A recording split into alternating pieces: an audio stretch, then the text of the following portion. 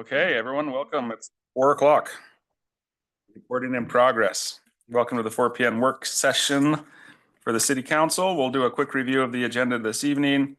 For under acknowledgements, Lorenzo Long will be here with Ogden School, the Ogden School District and Weaver State on the Idle Free Month.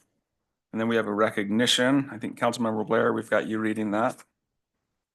And then Diana Lopez will be here as a request to be on the agenda to talk about Citizens Police Academy. With the chief here, Chief Matthew here, Yeah. for the Miracle Heart Life Saving event, are you going to say anything or do anything before that? I was talking with Janine and Brandon about how this will go, and I don't know if you will do the award first and then have me comment, or you want me to comment about it and then do the award. It doesn't. You guys tell me. I was just curious. I read over your. Let's have you say some things first. We'll bring you up and if you wouldn't mind, and then we'll turn the time over to. Yeah, sounds good. Thanks. All right. Then we have some minutes. So Councilmember Blair, Chaburka, Graff, and Heyer, hopefully you've had a chance to review those meeting minutes. And then our public hearing on the staffing document. Justin Sorensen will be here to talk about the financial aspect of that. And then we have 2 reports from Planning Commission on some rezones, 397, 399 North Harrisville Road and 2869 Grant Avenue. And then some new business with just amendments on the powers and duties of the CAO that just some clarifications there. Any questions or comments or discussion on that?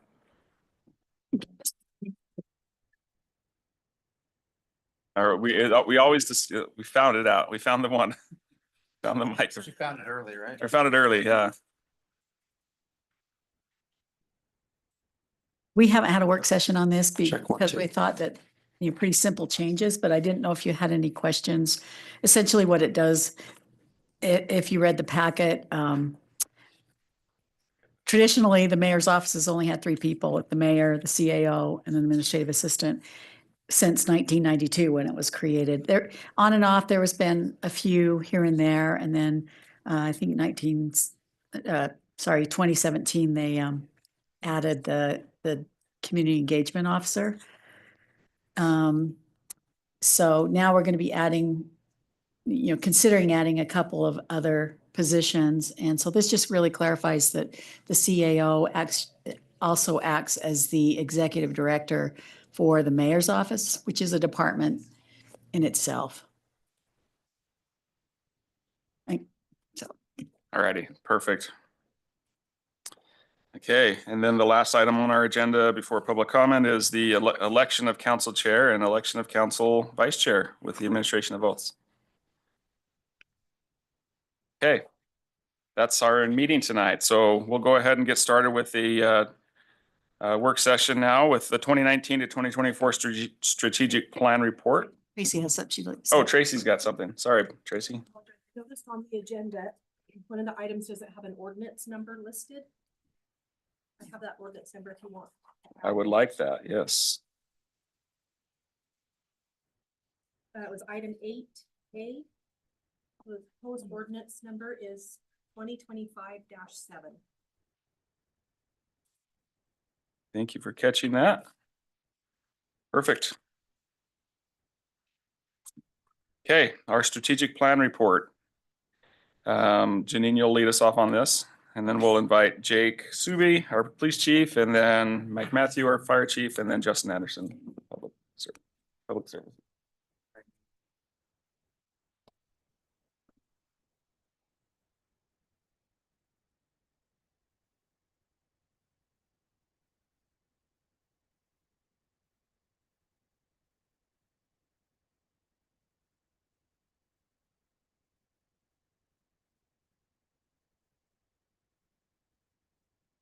Hey, we're gonna have the opportunity to get a report on the 5-year strategic plan. We started this in 2019, and this is the final report. Because we didn't want to take all of the time in one work session to cover all of the strategic directives that were established in the plan. We were going to do this over 3 weeks. And so tonight we're going to be talking about community safety items. So just a quick review of how the plan was created. We contracted with Tanner LLC to do the work, and they created a strategic advisory committee. Members of that committee were Arlene Anderson, Jeff Wilson, Danette Pulley, Neil Garner, Luogio Alejandre, Yako Brenner, Reverend Monica Hall, Ronald Gray, and Kathy Blaisdell. I did invite them. I don't know if we have any of those online. It has been a long time, so I can't blame them for not coming. They did surveys, community dialogues. This was a 3 or 4 month process to create this. They developed key directives, a primary directive for the city, which is essentially like a mission statement, 4 strategic directives, and then the strategic initiatives, action items. And they also established measurements for success. And this has been used every year during the budget process and throughout the year as new proposals come forward from the administration. They've been really great to identify where these proposals fit within the strategic plan. And I think it's been very helpful for the council. So the community safety, these are the metrics that were established. So it goes beyond crime rates, although that's part of the metrics because it includes infrastructure, sidewalks, street pavement, lighting, but even water operations, when you think about that, as part of safety, how important that is, and recreation when playing, the safety that's important for that. So with that, quick review, I'm going to turn it over to Chief Zuby to talk a little bit about what they've accomplished for the community safety items. Okay, everybody hear me? All right, thank you. Appreciate you guys having me here tonight. And I'm happy to report on kind of the progress we've made towards this strategic goals. I think there's a lot of really good information. I think that you guys will see that we've done a lot of pretty phenomenal work over the last 5 years to get where we are. And there's been some pretty significant numbers that I think I'll share with you here. So the first one being the improvement in Part 1 crimes. The first thing I want to mention when it comes to Part 1 crimes is technically we don't track crime under Part 1 crimes anymore. All of our reporting is done in NIBRS crimes. So the primary difference is Part 1 crimes really compares 8 crimes like homicide, aggravated assault, sexual assault. And that's what was traditionally done. When this was initially implemented, it was Part 1 crimes. In 2021, they moved to NIBRS crimes, which actually compares to over 50 crimes in your community. And those crimes are made up in 3 categories. Those 3 categories are crimes against person, crimes against property, and crimes against society. And I'll go over some of those numbers in more detail moving forward. Even though they moved to the NIBRS crimes reporting, as a police department, we still track Part 1 crimes because that is beneficial to us. It's been the way we've tracked for years, and so we want to continue to be able to track that and see if the trends are matching and we're being successful. So I'll go over some of those numbers. First on Part 1 crimes. Since we do still track that and we still can get that data, when we look at our Part 1 crimes, we've done phenomenal. When we looked at our population per 10,000 individuals, we have 266 Part 1 crimes per 10,000 individuals. So comparatively, this talked about how do we compare to other cities, and you compare us to a city like Sandy, they have 264 per 10,000. So we are right in that same ballpark, right in that same vicinity, doing a lot of great work. You compare that to Salt Lake City at 646. So almost well over double what we have in our crime rate. So we've really pushed down our Part 1 crimes. If you look since 2016, when you look at Part 1 crimes, we're down 55%. in Part 1 crimes, which was significant. We've cut our crime in half, which is phenomenal. When you look at NIBRS crimes, I explained that we break that out in 3 different: persons, property, and society crimes. So in all of the varying crimes that they look at, so persons crimes is going to be your assaults, things that are targeting individuals, robbery, assault, ag assault, homicide. Since 2020, we have seen a 7% decrease from 2020 to 2024. And then just 23 to 24, we saw a 4% decrease in those crimes. So things are continuing to trend positively based on the work and the programs that were put in place.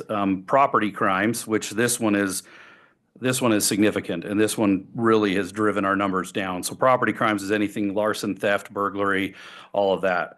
Since 2020, we have 42% reduction in property crimes, which is huge. And then just this past year, 23 to 24, we saw a 6% decrease.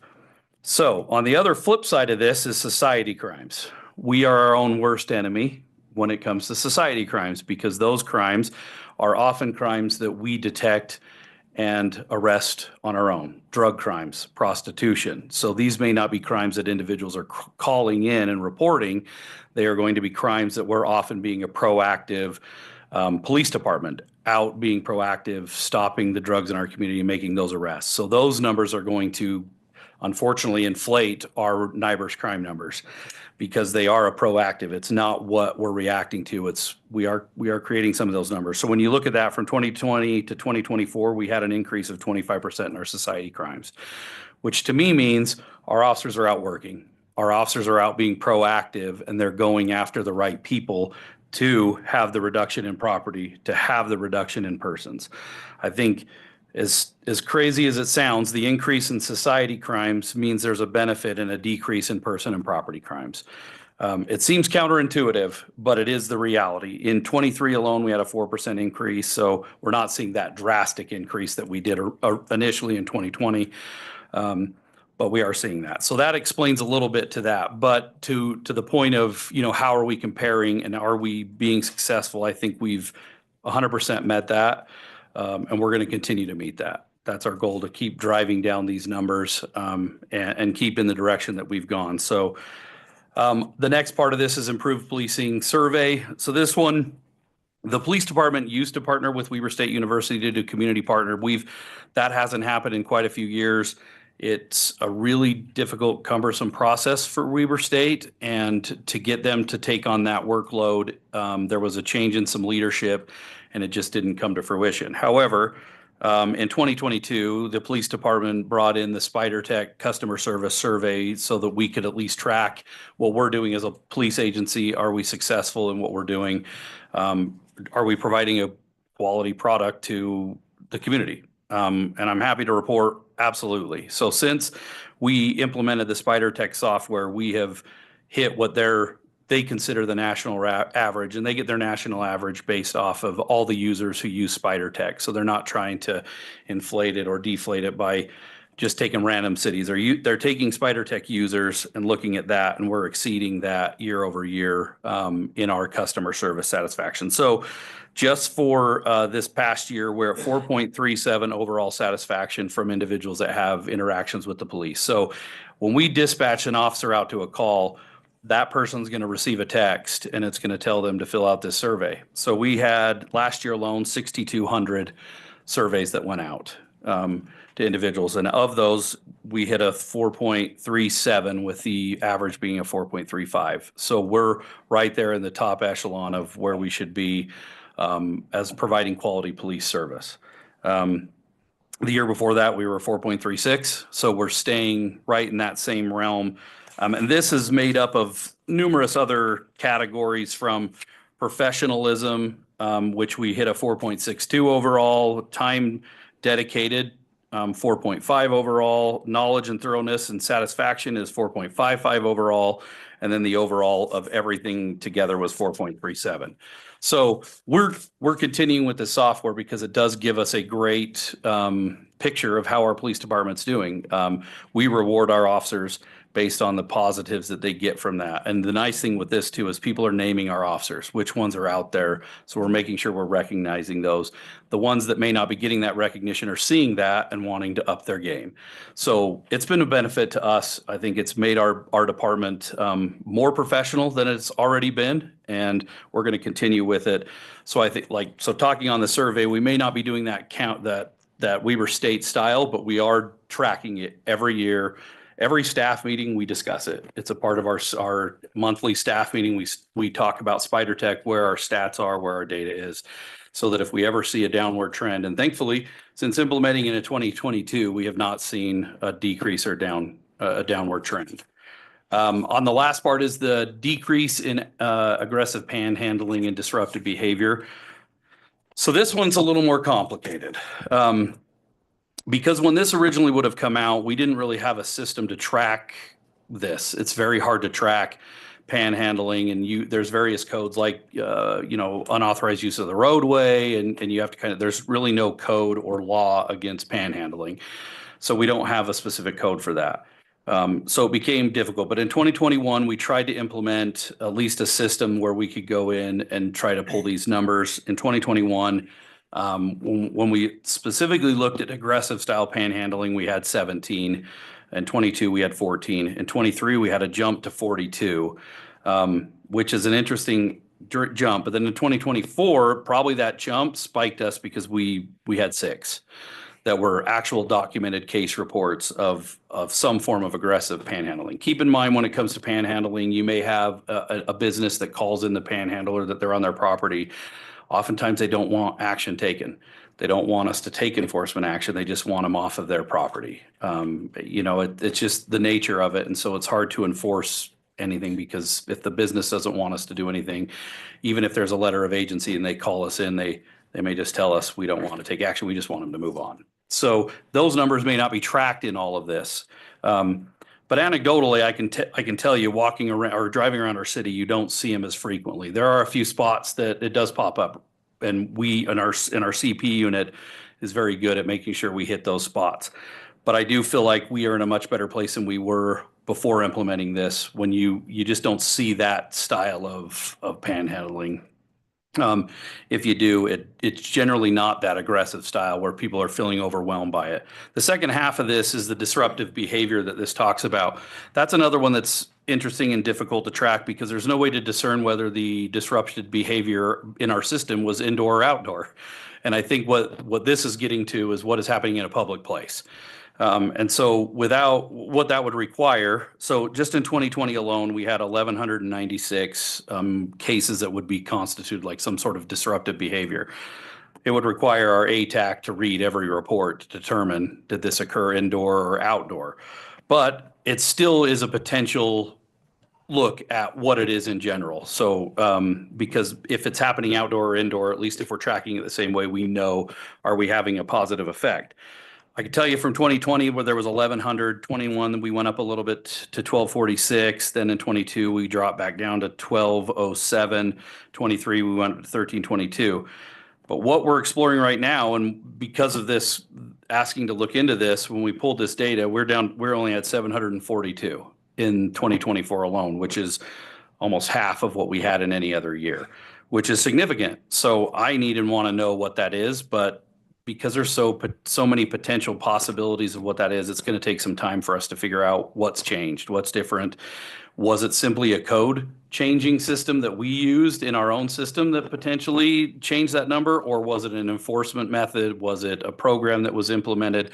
We don't know that. And so we're going to have to look at each of those to figure that out. But the positive I can tell you is they're down. They're significantly down. And through our partnership with the homeless mitigation funds and what our community policing bureau is doing, they are extremely proactive and aggressive. And when I say aggressive, that doesn't mean arrest. That means going out and helping the homeless. So a couple of the other stats I want to throw at you that I think blends into many of these. So when we talk about this disruptive behavior and panhandling, our homeless service advocates last year alone had 2,359 contacts with homeless person, just working with them to get them. And one that I think is even more impressive is just last year alone, 54 adults and 21 children were housed last year alone. So that's significant. When you talk to a lot of other cities, they're shocked at those numbers. And so between our community policing, working with our homeless service advocates, and looking at these numbers of 17 and even 42 panhandling cases over an entire year, we're doing the right things, and our community policing bureau knows the mission and what our role is. And that isn't to arrest ourselves out of it. It's to work with our homeless service advocates to get people housed, to get more people off the street, and other programs and facilities. And so there's been a lot of phenomenal work there. That, and also just to highlight, is our victim advocates, 1,200 violent crimes victims served last year.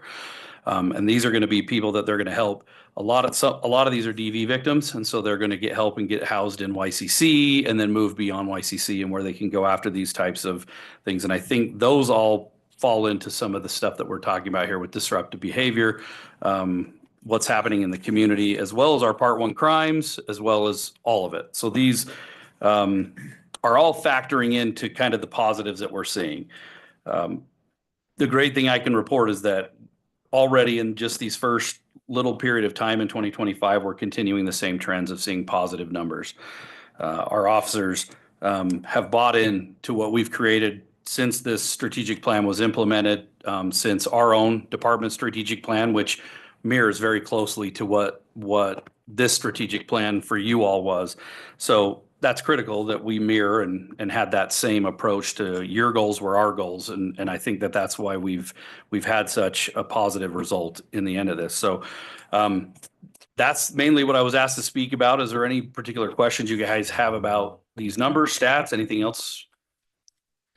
Councilmember Oh, Trujillo. thank you. I appreciate that. Well, I have a couple things to say. First of all, I just want to say that I was able to go out with officers and I think one fire employee to the point in time count this past week. Yeah. And I think there was over 20 officers that were there with us, obviously the advocates. And that is a count that they do every year in the county to make sure that we are counting everyone that is living unhoused. So then we can hopefully get credit and get enough funding and resources to help to support them. And I just really appreciate the officers going out there. I think 3 days in a row, right at 3 a.m. to 5:30. We were out there. Well, I was only out there one night, but they were out there, and just really appreciate that. It wasn't too warm then. Yeah. Yeah, And then it's cold. yes. And then also, I was just curious with all of that data, I know that we're always talking about the call rate. Was that impacted at all by some of the decreases you were talking about? Do you think the call rate's also gone down? I don't remember seeing data on that. Yeah, so looking at, in our comp stat, we look at that every month of where our call numbers are at. We are trending down on our calls for service. If we look at 2024, if you talk about specifically calls for service, meaning just calls that somebody called us to come and provide a service, there was 45,000. That's 125 a day in a 24-hour period. So we average 125 calls a day that somebody is calling us for some form of service. That doesn't account for what an officer stumbles across or the proactive, right? We're going well over 100,000 police activities a year. But when you look at calls for service, the numbers are, and I think that helps when we can decrease the number of calls for service. Our uncommitted patrol time can be dedicated to a lot of the programs and efforts that we have to try to reduce whatever crime it might be, right? But in this case, talking specifically about the homeless population is addressing that and being more than an enforcement resource to that, right? We know we're not going to arrest ourselves out of a homeless problem. So it does for that. So when we look at like our statistics that we have to report on for our homeless mitigation grant, we look at that and sometimes we get nervous and we're like, ugh, we had like double the contacts with homeless persons. And so it doesn't look like our program's working. But then when you drill down into it, you go, wait a minute, half of these were just an officer stopping going, hey, what's going on? Do you need help? Yeah, if you talk to Anna or Nancy or Chris, and like they're non-enforcement related contacts. And so that was a big driving force in this last time we wrote the grant, was that we knew there was going to be this potential for an increase in the number of homeless contacts. But what that also equates to is, to your point, is fewer people calling in about it because we've taken a proactive step. So similar to the NIBRS crimes. Our crimes against society looks like we must be a really unsafe or sad or difficult city. But that aggressive approach to those is what I think is decreasing property and persons crimes. Same thing with the homeless people. We're freed up to go and actually do non-enforcement related contacts and potentially 54 people get housed. That's a big percentage of our homeless population to house 54 people in a year. So Yeah, and I just applaud you on the humane approach. I really appreciate that.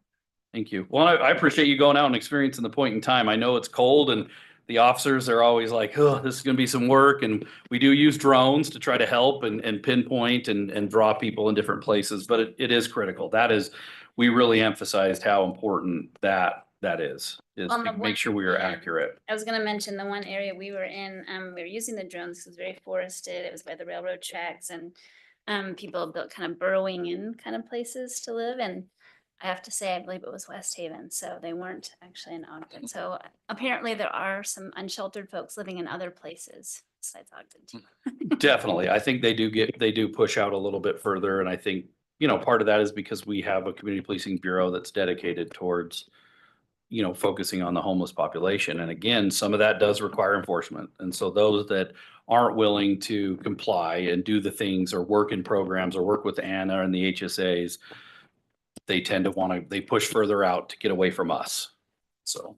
Councilmember Graff, you had a Yeah, just Chief, thanks for your presentation. As it comes to the Spider Tech post-interaction survey, and I've gotten them on my phone, and they're easy to take, but we're all kind of inundated with a lot of requests for feedback. I buy a Tootsie Pop at the Maverick store and they want to know what my experience was. And I just swipe and delete, swipe and delete, swipe and delete.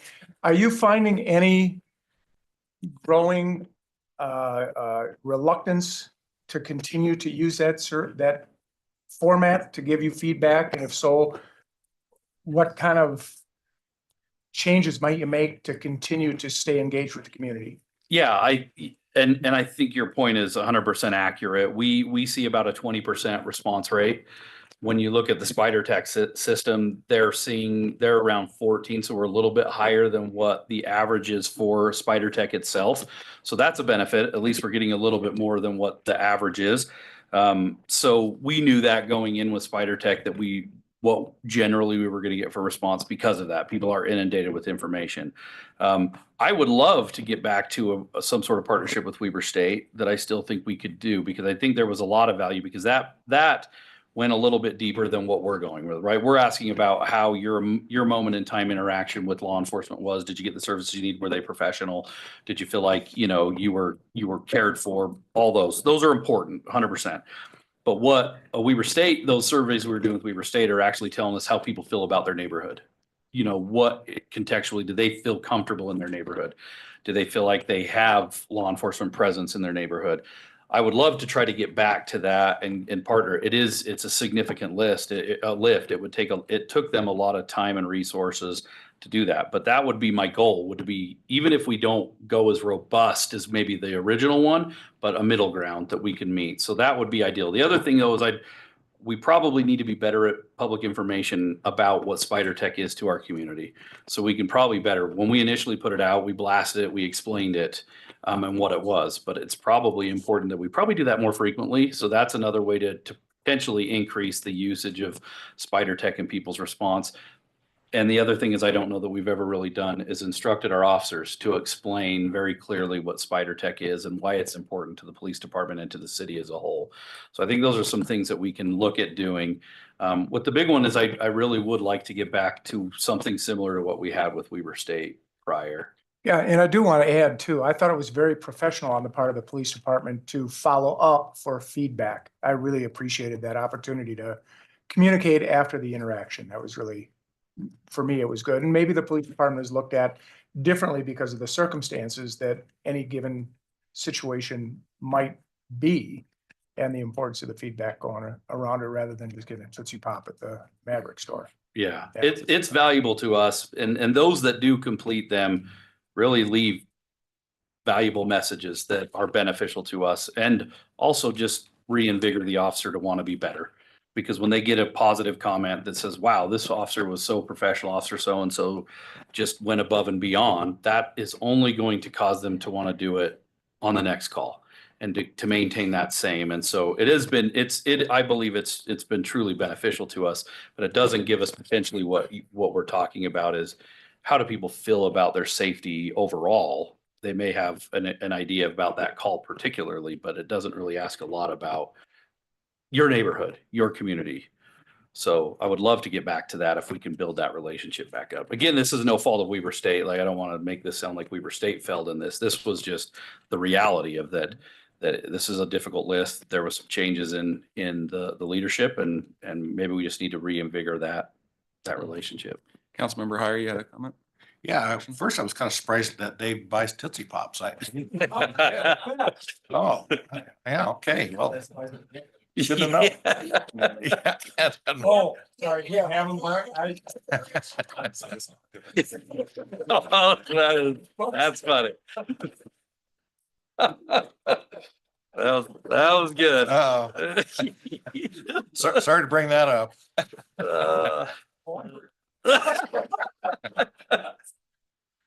A couple of questions I guess I've got as far as the, you talked about drugs, and I'm kind of wondering how big of a deal fentanyl is in Ogden. Is that a pretty big chunk of the problem, or is it a?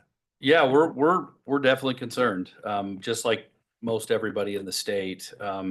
I've been asked to be on the governor's fentanyl task force, so I've been attending some meetings up at the Capitol related to that, and helping represent the law enforcement prosecutor side of. So there's multiple little spokes in the wheel that are in this task force.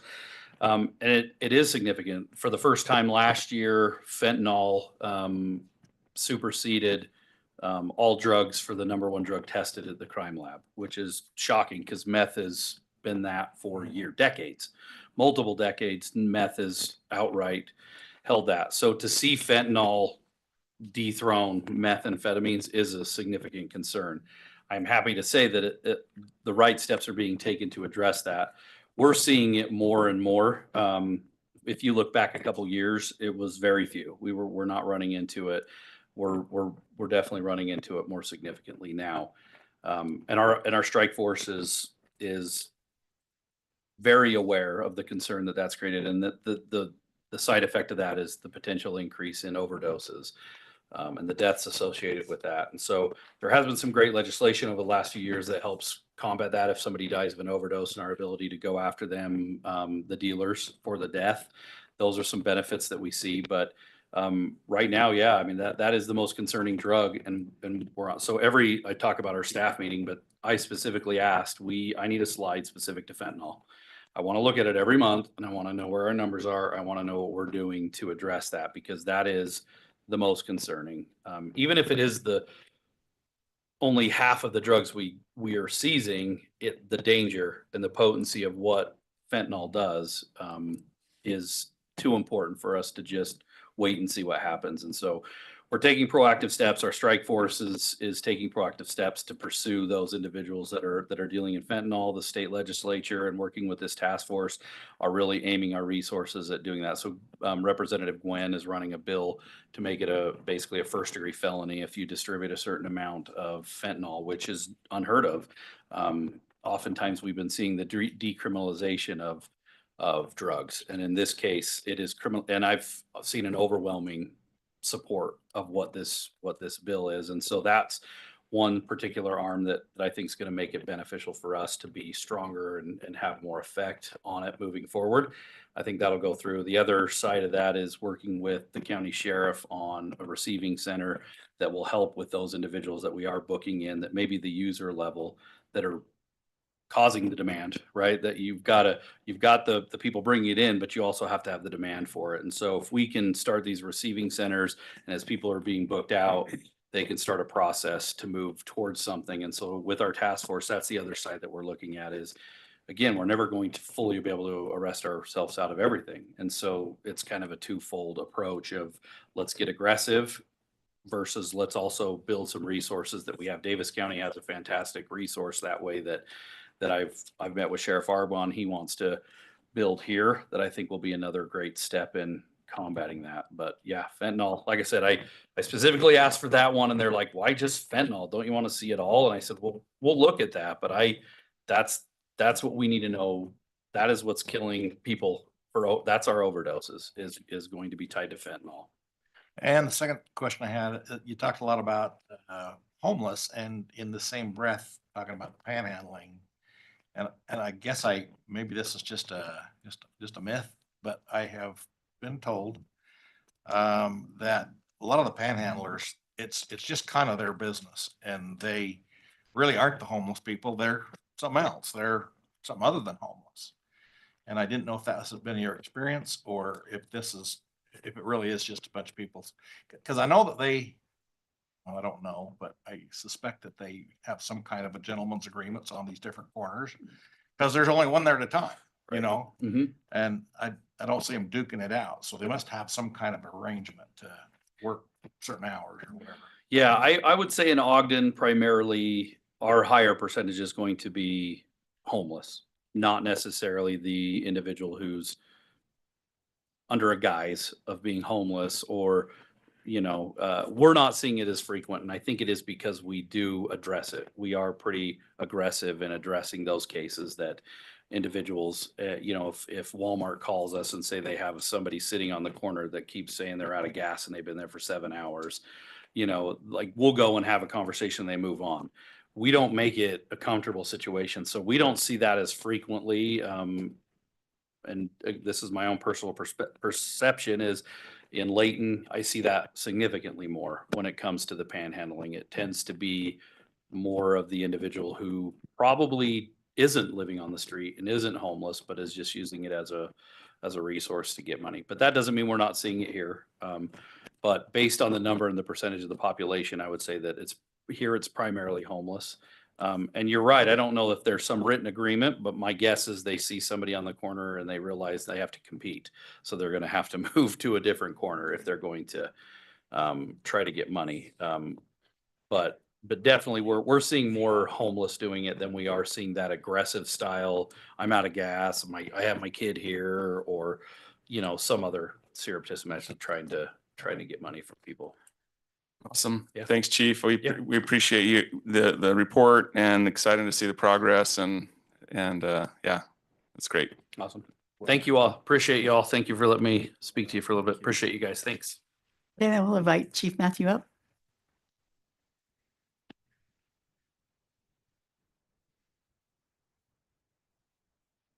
Thank you, council members. I was asked to speak a little bit about our newest ISO rating, Insurance Services Office's rating, which is a fire suppression rating schedule. That's Chief, your mic's off. It's for whatever. There we go. Okay, sorry. Brand new. Do you know how many licks it takes to get to the center of a Tootsie Roll? Bart, if you let everybody know, it's this many. Okay.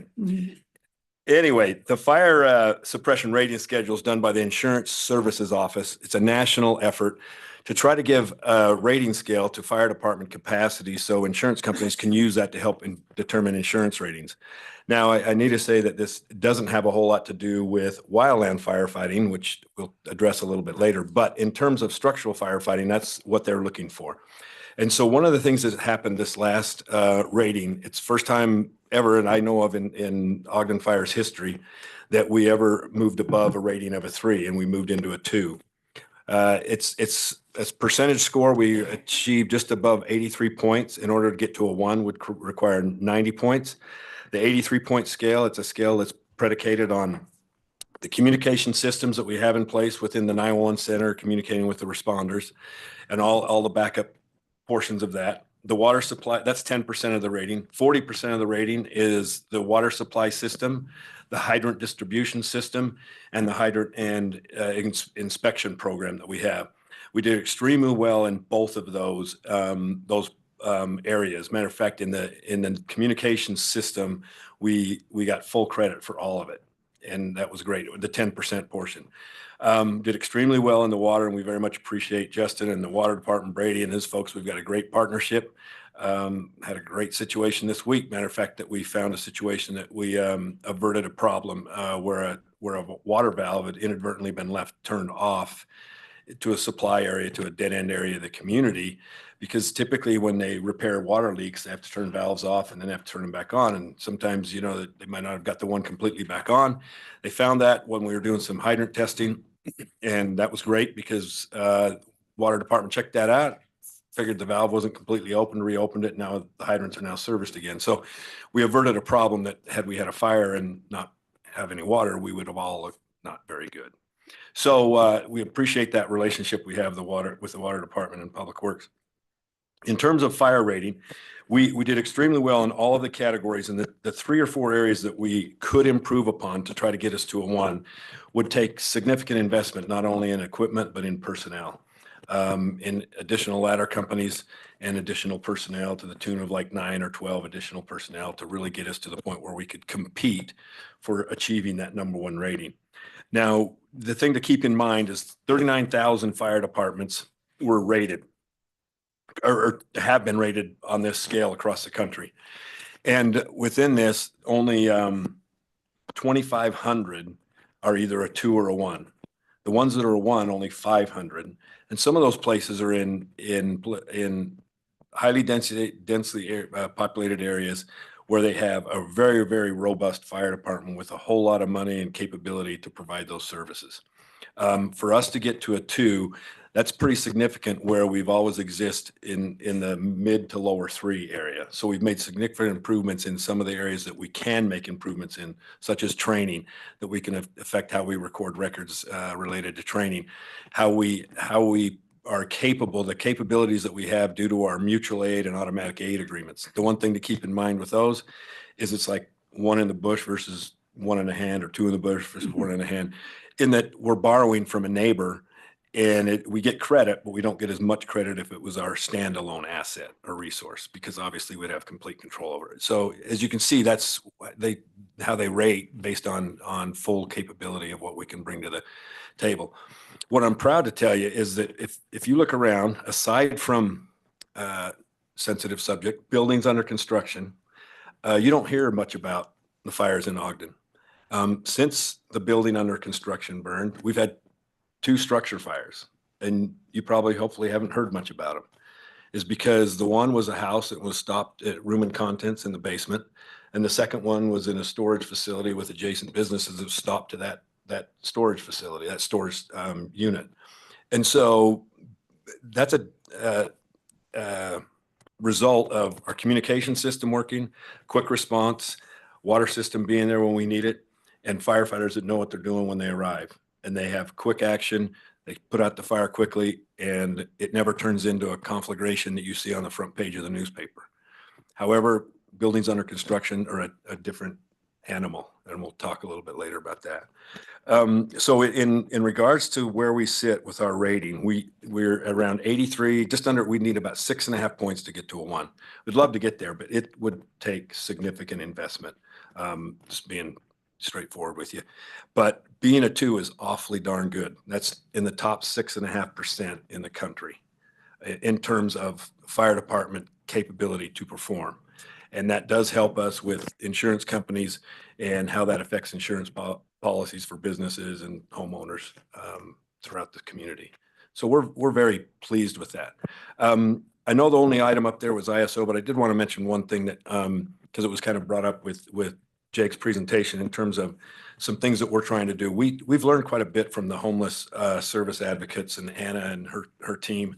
And we just launched a homeless medical advocate through the homeless mitigation grant.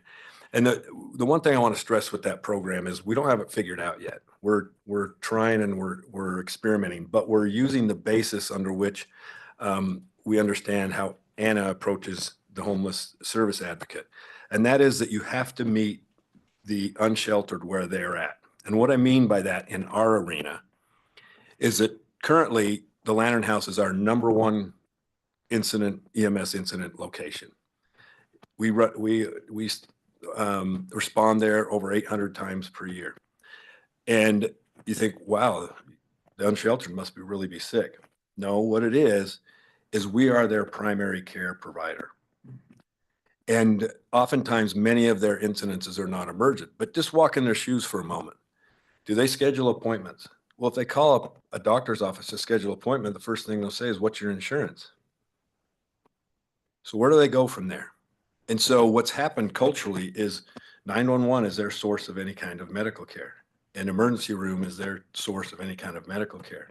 So what we're trying to do with this position is change the culture, change the approach to getting the type of medical care that they may need, preventing an emergency from occurring, taking care of an abscess or a wound or some other minor thing so it doesn't turn into sepsis where they do need to be taken to the hospital and admitted. That's going to take time building trust, building the information, and hopefully the homeless community, unsheltered community, understanding that there's an avenue to get some help, or that we may even seek them out to provide them help and get them to the Midtown Clinic, get them into the Hope Clinic in the Lantern House, and give them the kind of service, primary care service they need. So it really, our motive is not just to cut down on the 911 response. The problem is the 911 response is not the right tool they need. And then it's also costly to our personnel, because if you look at what Jake has said and what Anna has done to the police department and changing the cultural approach to the unsheltered, we want to do the same thing with the fire department personnel, because if we can't fix something, we just get frustrated and we expect somebody to fix it or change it. And this is what we're trying to do, is change the approach, meet them where they're at, become a form of primary care, and prevent the need for 911 to be their primary care for medical services, but get the care they need. So we very much appreciate watching from afar how the police department took the approach, and we want to take the same approach in the medical environment. My hat's off to the police department for kind of pioneering that methodology, but we hope to see some of the same kind of successes in the fire department. In our budget presentations, we're going to have more data to present to you. One of the things to let you know, Mayor Nadolski is very data-driven perspective, who wants to make sure we're making informed decisions based on data and what we're measuring and what makes improvements. Very much appreciate that. We will be presenting also some EMS data according to national standard benchmarks of what we perform against and how we're doing in that arena. And so we'll have more to come when it comes to budgetary time, but specifically on this particular piece, we wanted to address the ISO because that was such a big deal in terms of this improvement that we received this rating last February. Awesome. Any questions for Chief? Thank you so much for everything you do. We're looking forward to hearing from you more on the 4th. Yes. Yeah. And just record the amount of time I took versus Jake.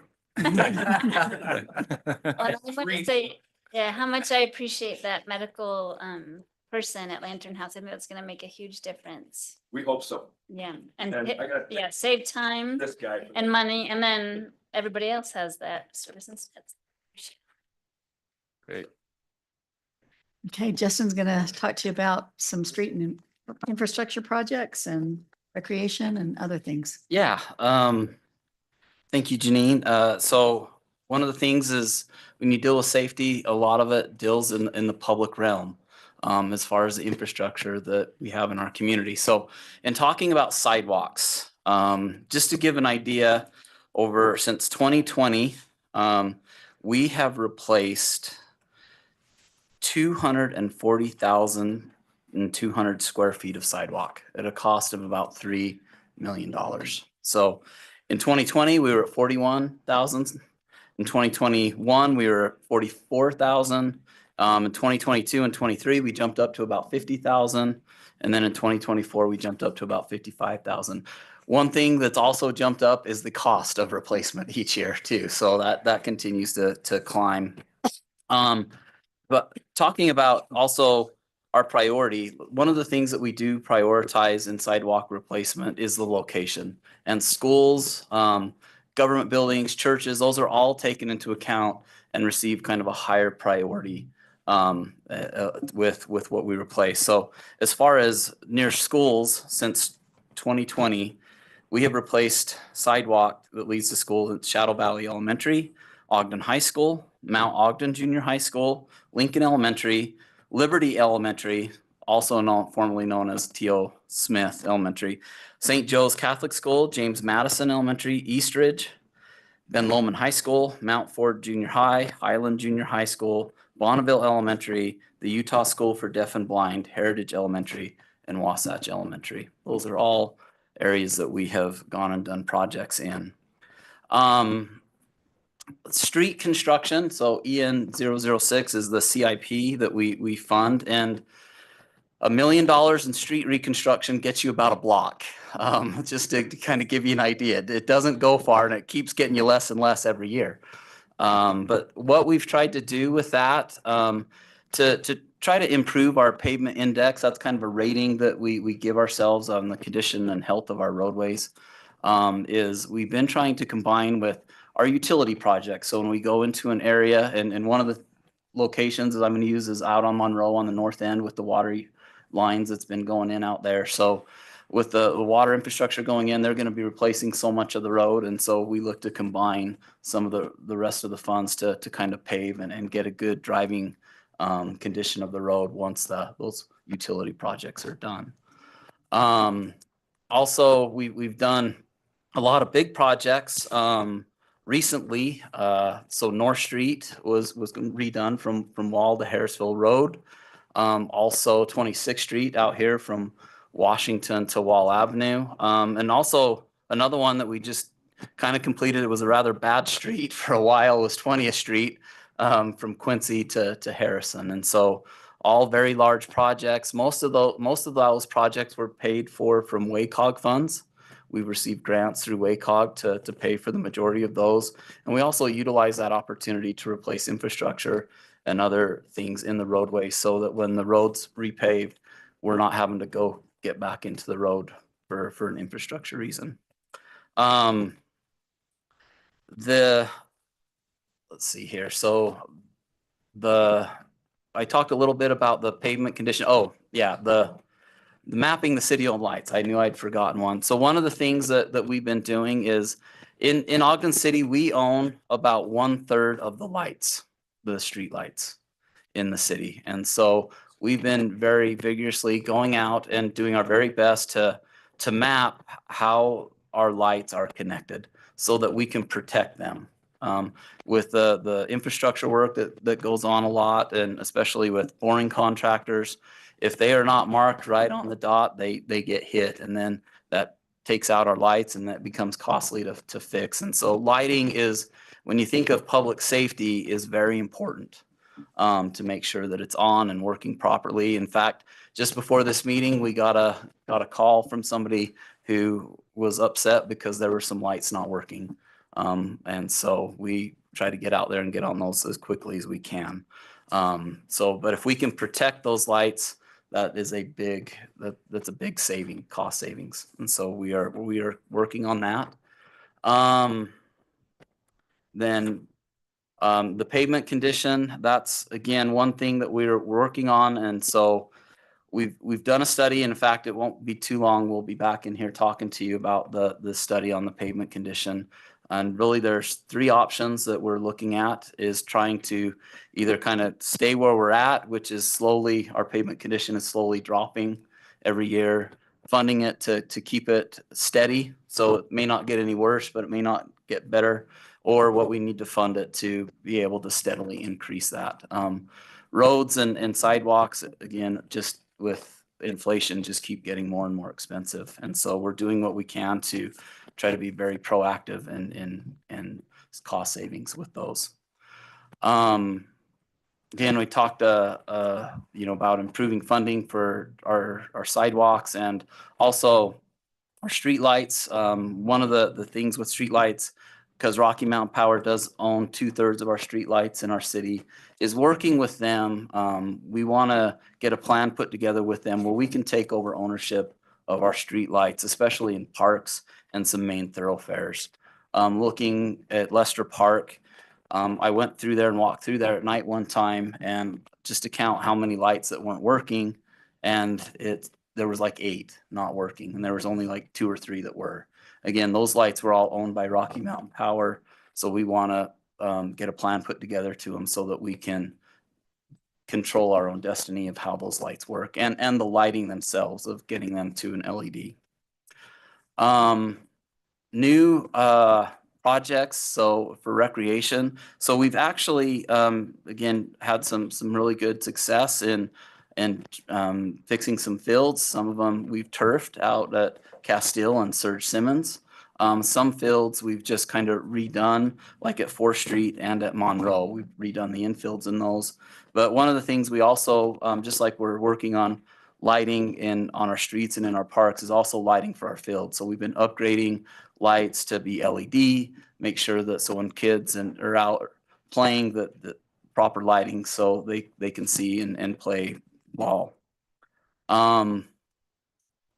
Water projects. So water projects, I just want to quickly go over just how many linear feet of water line that we fixed this last year. So we had over 14,000 linear feet of water main. We had over 11,000 linear feet of service lines, and we had 253 1-inch meter assemblies and 37 fire hydrants. So when the fires happened in LA, I actually couldn't stop watching that. I couldn't believe the devastation that was going on. It just made me sick. And shortly thereafter, I remember talking to Mayor Nadolski, and I told him that's one thing that I am really proud of Ogden City is the investment that the city has made in the water system, especially since 2008. There's been huge improvements. And I committed to him that if there was a fire, that we could count on water coming out of that hydrant. And so, yeah, because that was really hard to see that firefighters get into hydrants and not being able to fight fires. And so it kind of defeats the purpose. And so we continue and will continue to improve our water system. There are certain areas in the city that we have 2-inch mains that feed homes and tie to hydrants. And so we continue to replace and install at least to an 8-inch minimum in those areas. And we will keep working on that. Also, when there's an issue, you can at that moment just immediately fix that issue. When there's a problem, like with the firefighters not having water, or when Huntsville lost their line, like it's hard to fix at that moment. The way to deal with it is to make sure we're taking the necessary precautions and doing the work before it ever happens. And so that's one of the things we're trying to do with the Ogden Canyon Waterline. Is it's 90 years old, most of it, is make sure that's taken care of before, and it's a major artery, so make sure that's taken care of before we have any hiccups there. So with that too, one of the nice things is having automated controls of our system and utilizing fiber and what's called SCADA to be able to have set points so that we can have remote access and monitor continuously how our well field's operating, how our water treatment plant is operating, where our pressure reducing valves are, how much water is in our storage tanks, so that we have access to that. The other thing too is in the news, I read about water systems all the time. That's kind of what I do, is making sure that we are protecting it from any outside agencies or countries that might want to hack and try to mess with our water system. There's been accounts of that, throughout our nation of things getting hacked and getting monkeyed with. That if that happens, that could cause some major problems. And so we have chlorine, we have other things hooked up to our water system that we need to make sure is locked down and that nobody can get control of that. And SCADA helps us monitor and watch that. Also, we do quite a few plans, and I don't know if everybody even understands all these plans. We don't necessarily talk about them a lot because we have sensitive information in these areas, but we have plans to deal with culinary water emergency response plans, our water system risk and resiliency assessments, and so that tells us where we need to focus and improve on. We also do source protection plans. So from our well fields, we have plans to protect and to let the state and let the county know, hey, in this area, we need to protect this zone because this is where we get our culinary drinking water from. And so there's a lot of reports that go over that, that are actually much longer than this, but we analyze that every so many years too. We look at that. Recently, American Water Works Association contacted me and wanted to ask me some questions about doing our WIFIA loan. And one of the questions they asked is if you're, what advice would you have to give to another system that was looking to do a WIFIA loan? And what I thought of is going all the way back to 2010 when we completed our first water master plan. That was so key in just understanding our system and helping us to decide which projects we need to do, which ones are we going to get the best bang for our buck, and start attacking the replacement of our water system so that we could have security and safety for our citizens. And so that's huge to be able to do those master plans. In fact, since then, we've redone it and we're currently starting to redo it again, to reprioritize and to make sure that we are looking at all the right things to make sure that, again, when the fire chief shows up and they turn on the hydrant, that there's water coming out that hose at a rate that they can actually fight the fire. And again, like the zone 5N, sometimes we do monkey with pressures and stuff, but we also are really attacking the flow to make sure that when we have the right amount of flow to the right areas to be able to have protection for our citizens and our firefighters who are in harm's way of fighting fires, just like they were the other day. So, and continue to be so. So, that's all I Great. have unless there's any questions. Councilmember Harry, you got a question? Yeah, I do. And I've asked this before, but it continues to concern me, I guess. The amount of, we're told that if we had to put in our water system today, it'd be $1 billion. I think that's the number that they. That's correct. It's probably even more than that now, the last couple of years. Right. That was sewer. Yeah. Okay. So, and our ordinance requires us to change pipes I think we're doing 2% a year is what the ordinance says. That's what we're trying to Okay. achieve. And I see in my area, the north end of town, and I think you've said we've got pretty acrid soil for. Acidic. Yeah. And it kind of goes at that metal pipe. Mm-hmm. At what point after you've dug a hole and fixed it here and then 100 feet down, you fix it there and another 100 feet down, you fix it there. At what point do you say, that's done. We can't do this, 3 fixes in a year over a block? What point do you say, all right, that's used up? So,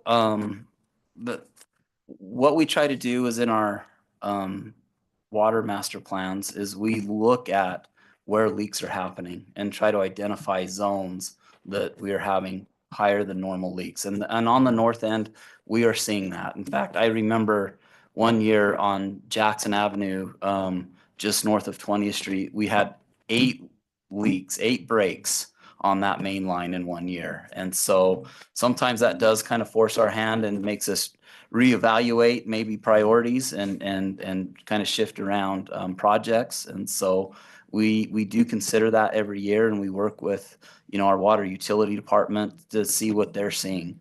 But sometimes too, we have to Band-Aid them until we can come to an affordability with our rates to get by. I get that. That's kind of why I bring it up, is that, you don't want to be forced to do things that, before you had planned to. Mm-hmm. It kind of fouls up your budget. It kind of messes with your money. And I've wondered if we should prioritize more money to that pipe replacement, so that we can get a little further ahead and be more proactive and less reactive. And you'd be the one to answer this question. So one of the things, and you all understand this, I think, very well, there was a time period in Ogden that rates were not raised. And that's going back, quite a few years ago. And what happened is you went a long time without fixing pipes. And then it comes to a point where it demanded us that we raised our rates, and we've actually done so a few times. And I like how we have it set up where we incrementally raise them a little bit every year, but we do, when we do our master plans, look and see where our rates are. We want to be affordable, and we're very cognizant, but we also need to make sure that they work. And so that there is a balance there. And there's certain areas in the city that we're seeing the lines break at a higher rate than others. And on that north end, when they put in old cast or ductile iron pipes, they are getting eaten at a lot higher rate, meaning basically when I say eaten, they're just getting corroded. Sure. And so we when we replace those pipes now, we use a different type of pipe. We're using plastic pipe and doing some things to help preserve things in a different way so they don't have leaks. And that's one of the reasons why we were on Monroe fixing that pipe, is that was a larger diameter pipe that was experiencing problems, and we can flood people out pretty quickly when a 16-inch pipe breaks under pressure. That's a lot of water fast. And so we continually look to evaluate those things. The other question I had, if I can just finish up my questions, is you talked about sidewalk replacement, and several years ago you started the sidewalk sawing, to even up those things. Yep. And we were concerned because there was some precedents set in the legal environment that made us a lot more liable than we liked beforehand. Have we, and maybe this isn't a question for you, I don't know, but has what we've been doing kind of taken us under, to where we don't need to worry so much about being sued?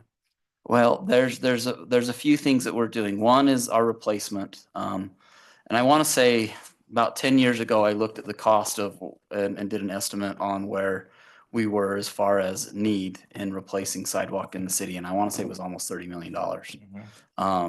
That's a big chunk of change to be able to go and do. So trying to proactively, again, identify higher risk areas that we go to first. But we also, every year we have people go out, and it usually takes about 3 years. And we go out and we inventory, and on areas that we see that have separated, we mark and we color with yellow paint, and we inventory that. And so we know where those are at. Now, that doesn't mean from year to year. Sometimes you get a half-inch jump by a tree root, and that happens. But we are inventorying that, and we are trying to be very proactive. And I actually think we're gaining ground with the program that we're doing, either by replacement or even by sock. It cuts it down, and so we're trying to utilize everything we can possible to improve the safety of the city. Well, you're doing a good job, and I appreciate it. Thank you so much for answering the questions. You bet. Thank you, Commissioner Hunter. Thank you. Any other questions or? Okay, awesome. Okay, we appreciate it. So next week, we're gonna cover economic development and recreation. So Justin will probably be back with Ed. And we'll hear from Jared as well. And then on the 18th, we'll talk about city image and fiscal sustainability. So that's Perfect. That's the roadmap. Okay, thank you. We'll welcome up Taylor then. Taylor, our Assistant Executive Director, City Engineer with Public Services, to talk about the proposed amendments to the engineering standards for public improvements. While they're pulling it up, I appreciate the opportunity to be here tonight. So thank you. For the slides that we put, that was a good shot. Yeah, all right. I appreciate how excited we are throwing water bottles already. So I know it's going to be a good presentation. I have shown a couple of changes to the standards. I've shown some very high level information. If there's anything you guys want to stop and talk about in more detail, I would love to. If not, I'm happy to move on. So I'm good with either direction you guys want to go tonight. I'll start trying to share some of those items, some of this information, but largely up to you and what you decide. So please don't feel like you're interrupting me at all. This is why I get excited to talk about standards every so often. So we had an old standard. The last one we did was in 2020. We work off of what's called the American Public Works Association. The awards we gave away to some of our employees in one of our last council meetings puts out a standard guide. It's about that thick. And so we always enjoy being able to peruse through that every couple of years. They were supposed to come out with an update. They hadn't. We were hoping they'd do it in 2023, but they did not. So we decided by the time we hit 2025, it was probably time for us to make a couple of changes and capture a few items that we needed to in our standards. So where would you say most of this comes from? I thought I found a good picture that probably explains really well where we come up. We don't have poor judgment. We learn from other people's poor judgment. So that's the big thing that we try and take away. That's what we look at from the APWA side. So one item that was a big one, and this is a big item that's going through the legislative process right now, is a variance process. In all things engineering, we have some gray area or stuff that we can't explicitly always resolve using a standard. And so sometimes we have downtown development or we have other items. So we put a process in place that allows us to go back, review items, to go through a specific process to ensure we're addressing issues, needs, concerns, or other items of that nature. And so we wanted to make sure, especially as the home builders or other legislative bodies are looking for ways and methods, that was one of their big complaints, is they didn't know who or how they could go ask questions, for instance, on street widths. And so we've started implementing different processes. So as part of our standards this year, we outlined those items to make sure that we had a process or a way for them to come through and talk about it. Another one that we clarified a little bit more was traffic impact studies. The great news about Ogden is we're growing, especially in the downtown. So we wanted to make sure that as we're growing in the downtown and as we're seeing a lot of this development, that we're not going to be adding unnecessary traffic or other problems that we would otherwise have to deal with. So we started talking about items like generating 100 or more vehicle trips a day, or if we're adding 50 or more units, a 30,000 square foot building.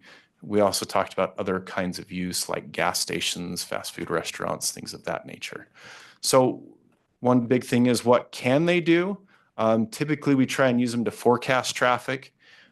We try and compare it to a term what we call level of service. It's same as grading in school. And A is really good, means you can drive through really fast. And F is very painful. It means people will want to stop coming to whatever that destination is. We try and maintain at a level of service C and above, and we'll generally work with UDOT on some of the busy roads, but you'll see streets like 20th Street was a good example. That level of service was going to be degraded quite significantly. That was a project we took into account going all the way back to the Ogden Temple opening, because that took a lot of vehicles off of the East Bench and sent them out onto the freeway. So we started making improvements from Wall Avenue all the way back. There's also some recognized mitigations that'll normally come out of those studies. Do we have to put in center islands? Do we need to put in turn lanes, turn pockets, things of that nature? So we generate those studies to say, in order to, this is what we think will happen. I saw an interesting sign. I just wanted to point this one out. I thought this one was fun. When I was in Georgia, they were trying to show during given times of the day, when you run out of road room, this was their solution. So at Ogden, we've chosen not to implement this solution and to try and go with a better option to make sure. So a question that always comes up is, what do traffic studies not allow us to do, or what don't they do? They won't guarantee that there will be more cars coming to anyone's business or anything else. They don't guarantee we won't have any crashes, accidents, or other problems, and they will never stop that one guy that drives fast on the road. Doesn't matter how hard we try. This is a drawing that we put in, and actually it's been a lot of scrutiny down at the state legislature, not the drawing, but road widths in general. There's been quite a bit of legislation and a lot of discussion.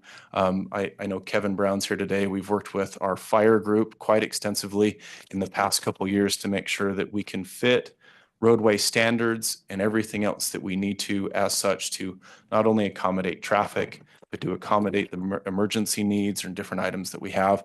And I'm proud to report that we had standards that fell within the necessary requirements of the state legislature. So we didn't have to make any updates. The updates we had to make was, so this is what you'd see on a normal street, is what we have in our downtown sidewalks. So we had to go in and add in provisions to make sure that as we're doing stuff with, as we've shown in the Make Ogden plan, of transition zones, sidewalk zones, or these amenity zones, that we're able to incorporate and encompass those as part of some of those decisions. And so that became an important element that we didn't have before, that we didn't always want to have to go through waivers or do variances on, because that's something that I know has come to council, gone to planning commission, been thoroughly vetted, and we wanted to make sure we were showing our support of some of those items and some of those changes. Sewer standards. One item we wanted to make sure of is an air test. We've become particularly proud of not sending a whole lot of inflow and infiltration to Central Weber. We've done some reports about that. The air test simply means that if our sewer has a leak in it and it's a brand new sewer line, someone won't hand it to us. So we'll go back and make them redo it till it doesn't. We added some more details for some sewer cleanouts, and then we updated some language for easements. So we'd always have before where someone would want to come give us a 30-foot deep sewer line and say, we'll give you 10 feet. I can't dig 30 feet down with a track hoe with 10 feet wide of easement and try and get a truck in there. So we clarified ourselves some language to help us as we're going through some of the particularly challenging development, some of which is what we're dealing with the 24th Street interchange, that we have the opportunity and leverage to ensure that we have enough to protect our systems and ensure we end up with what we need. The other creative solution people were trying to do was put a sewer and a water line in a 10-foot easement. They're supposed to be 10 feet apart. So when you put those on the edge and they tell you not to operate outside, it got really exciting in a lot of our conversations. Another item that we have is storm drain standards. We didn't necessarily make a lot of updates to the storm drain standards. What we did is we pulled those standards for the most part out and created a storm drain design manual. So a lot of our questions that we've had coming up were about storm drain standards. And then the state came out with requirements a couple years ago for low impact design. So we added the LID standards as part of our last revision, but we have now just compiled all of those in the stormwater design manual, which itself is becoming as long as our standards. So we're trying to take a creative approach. When I say LID, the part I probably want you guys to think about is Grand Avenue. That's some improvement that we've done that has some low impact design on it. We've looked at other elements and other areas of trying to see what makes sense for Ogden, what's something that we could accommodate, and how are some items that we could continue to move forward. But as this manual continued to grow, we thought it would make sense to put it in as something on its own. We've also made some updates on stormwater construction standards. And one of the bills you guys will see coming out this year is changes to the stormwater permit that the state regulates through their rules. We're just trying to be accommodating of some of those changes, which are also exciting. So of the LID, I just showed a quick one of Grand Avenue. Those bioswales on the side are some of the practices that we've used, quite successful. So we think that's been a great project. Moving on to water standards, we wanted to try and add a maximum depth requirement of 5.5 feet. Believe it or not, burying a water line below 5.5 feet gets really hard to maintain. And so when we have developers and everyone else coming in, they're like, oh, you have a sewer trunk line. We can just go 20 feet below that. We'll be out of the way. And then you guys can own it. That's not a great solution. So we're trying to work through them with some scenarios. The other item we wanted to clarify was bacteria tests and pressure tests. Those are two items that are important because we would have contractors that would come in and I'll use the terminology they use. They would want to swab the line and then connect it to our system. Swabbing the line consists of them taking a mop and covering in Clorox bleach and then scrubbing the inside of the line. That caused fights. We weren't comfortable with that. And so we had said in order to pass it, here's the rigorous standards. The loophole that they tried to go with was what is the length that we could do. So I appreciate our Water Utility Director, Brady Hurd, and standing up for this fight quite often to make sure that we continue to have a clean system. But this was a clarification that we felt like we needed to go back and add and take care of. And then the other one was just how we install water laterals to make sure that if someone hits someone's line, they don't put it back in an odd or funky place. One of our biggest points of contention has been directional bore work. We've shown you guys, I think, some presentations before of people putting in items and running into our service laterals. The other thing that we came into is, believe it or not, the spot they wanted to put all of their infrastructure was in the corner. It became easy for them that they wanted to put these big tall towers right on the corner. Well, if you've ever pulled up to a stop sign, you know it's impossible to see around those. So we've had to start telling people, no, you can't go there. And let's find some new scenarios, some new locations in order to still make some of those work, but in order to make sure we can still see around some of those corners. So that was the general overview of all of the engineering standards. No one stopped me with questions, so I either did an awesome job or I went way too fast. So if you guys have any questions, please let me know. But that was the brief overview of, like I say, some probably simple changes that we have.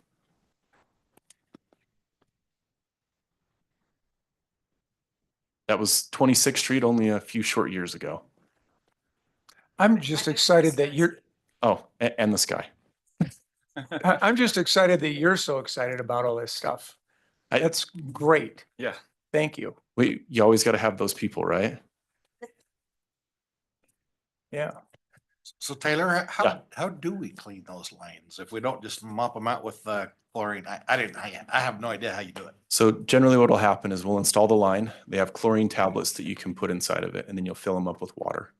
We'll pressure test them to make sure there's no leaks or problems.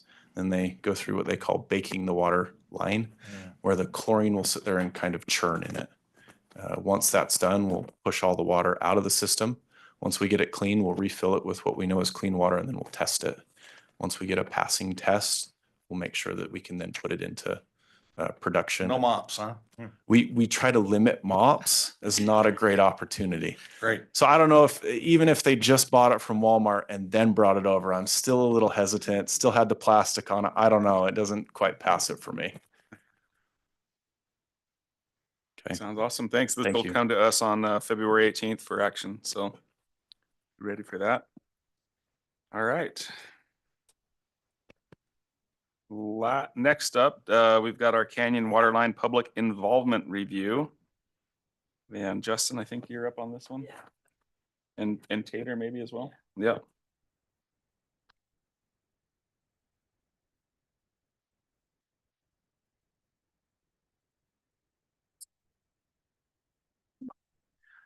I'll start with this one. I know Justin will have some information to fill on. So we've started work on the Canyon Waterline.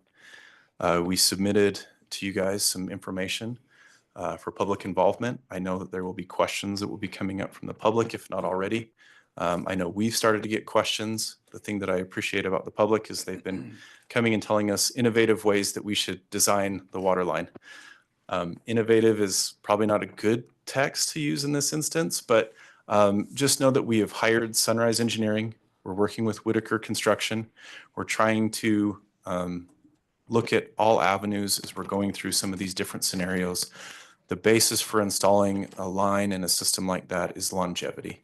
So we're making sure we're not putting in something that may hit bad soil constraints. We're not putting in something that we're worried is going to get hit by a boat or, you know, some other problem or have issues in the future. We're putting in something that none of us will have to see again in our lifetime. And that's the ultimate goal of replacing a line of something of this nature.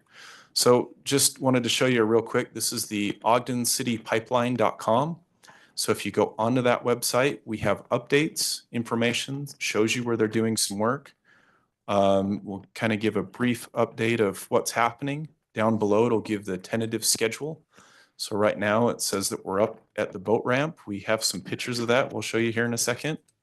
It describes the work that we're doing. We will be replacing some of that section of line. If any of you've been up there, you see we have a lot of pipeline that's staged up on the Snow Basin property.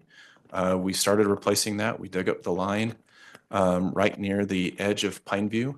And so we're just trying to give people dates, times, and understanding of what's coming. We've been reached out to different residents from the canyon, trying to ask about what's coming next and how are they going to be impacted. And so we've been using this public involvement group. We've been using our staff here at the city to try and reach out to them and answer some of those questions. I would encourage you, if you hear stuff from the community, please either send it to myself, or if you want to send them to this website or this information, all of that information will ultimately make it back to myself and our public involvement group. And we are committed to trying to get them a response as quickly as possible, especially when some of these instances when we're going to be working in front of people's homes. Some people decided to build their houses right up to our water lines, so we might be at their front door. We're trying to work through those scenarios with them to say, how do we fix this, or how do we work together, you know, conjointly as we're going forward. There also is a contact us form. So if people have questions, they're welcome to fill out some of their concerns, or if they want to be on the email list or anything else, they're starting to go through those. The other item we talked about, this was actually in our meeting today, was as we have contractors that are out on site, I haven't always had great results with having all of the laborers on site responding to residents and their concerns. So we have come up with business cards that says, if you have questions, please reach out to us at this, and they can just hand out business cards. So we'll start handing those out to different residents, and we'll give it so they'll have the laborers, the foremen, the superintendents will all have that same information. And we're trying to make sure we can limit discussions, coordinations, and everything else back with our group so that we're not sharing the wrong information. So, and I'll give an example. I do know there was one currently in the canyon where they asked, when are you going to start slip lining the pipe? And I said, we're not going to slip line the pipe. They said, oh, well, won't that be easier? I said, yeah, it'll be easier, but that creates a hydraulic problem and it creates a future problem where I'm gonna have to come replace it anyway. So why don't we just take care of it now, get it in the correct location and make sure that we can last it for another 100, 150 years. So there's people, oh, and then, you know, of course, getting the right amount of water down the canyon's a big deal. So in order to kind of resolve some of those questions, we might have some foremen, superintendents that won't know the answer to that question that will be getting asked by residents. That's how we're going to work to help them get us back to the right thing and not have rumors start propagating in the canyon. So those are some of the biggest items. Here's a quick aerial of the boat ramp of where we started. So if you can see up in that parking symbol, we've actually torn up a big portion of that. This is what it looks like. So it's quite a large line. So you can see in that back corner, that's the Pine Butte Reservoir coming towards us where that yellow box is. That's towards the parking lot. Take a step back, it looks like that. So some of you probably have seen that parking lot area. So we were Windsurfer, or is that the marina? This is just north of Windsurfer, but closer to the boat ramp. Yep. So right here, that parking lot, sorry, too far. That parking lot where the P is, we're probably right on top of that P right now. Okay.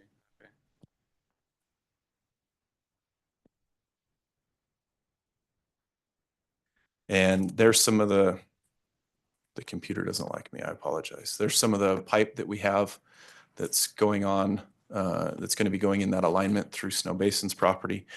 We did, as a side note, reach out to Snow Basin. We talked to them about alternate alignments for future development. Right now, we actually go diagonally through their property. We split them in half. They told us that's right where they want it. I said, oh, sounds great. We thought there would be a better alignment that would ultimately better serve them in the future, but they told us no. So we have started to move forward. So, and this was just kind of another view looking down that alignment. This is going down the canyon looking towards the dam. Yep. Steel pipe? Yes. Okay. It'll be coated. And then this was just the first phase that we'll be going through. So actually, as we get through to the end of Snow Basin's property, which is right there at Windsurfer Beach, we will start lining a section of this, going all the way to the dam. So I know that's where people are getting bits and pieces of, can you line it and what can you do? The reason why we could line this section and install a new pipe is hydraulically we could reduce the section because it was above our treatment plant. So it was an option that became viable. And so that's why we were able to do that in this section, but below the treatment plant, that's no longer an option anymore. And so, Yeah. As you know, this project is very critical to our water system, especially from the well field over there off of on the east side of Pineview on the middle inlet that goes under the reservoir that comes up to the side all the way to our treatment plant. That water delivers our highest quality and our cheapest water. It was the water that the pioneers found when they showed up in this valley, and got the rights to. So that is very critical to our system, and it is a little nerve wracking to take that offline and to do this work. If we hadn't have gone through the process of building the treatment plant that we built back in 2014, this would not be possible today. So, because we now have a treatment plant that we can run in the wintertime.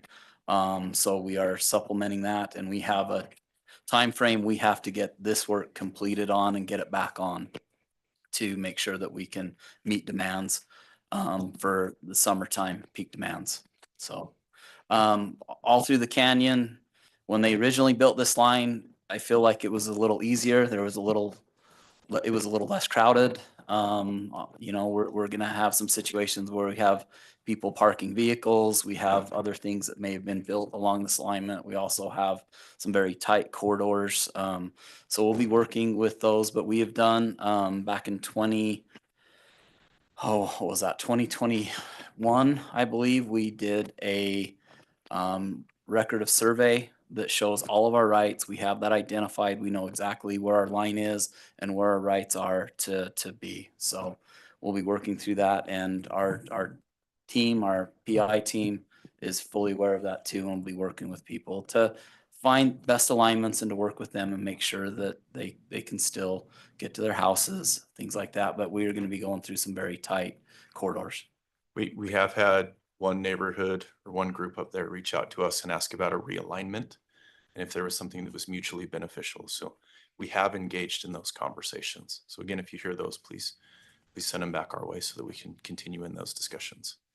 Just out of curiosity, can you point out where the potential or designated line is from that Windsurfer Beach through the mouth of the dam? It's such a Yeah, tight area. it is very Curious tight. to me where that will be. I'll try and yell, sorry, but it'll run kind of along this shoulder of that road and it jogs back and forth a couple of different times as it makes its way through here. And as it hits this point right here, it goes straight through that kind of rock face outcropping and down below.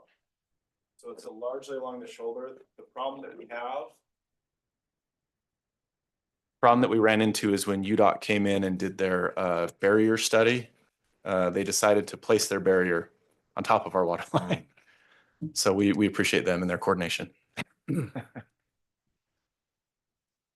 But we have some probably more detailed maps we can share with you and show you where some of that stuff is and where it lines up. Thank you. Great. Any other questions? Thanks for the update. All right.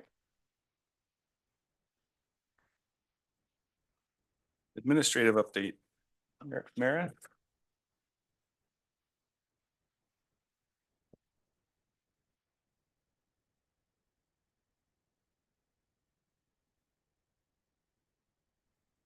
I'm actually going to yield to Chief Matthew and Kevin Brown and team, and they're going to talk about the Lotus fire and some wildland fire interface issues.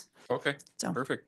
Okay. We're gonna add this to your previous time, so Chief Subies, he's feeling, I'll still beat Jake okay.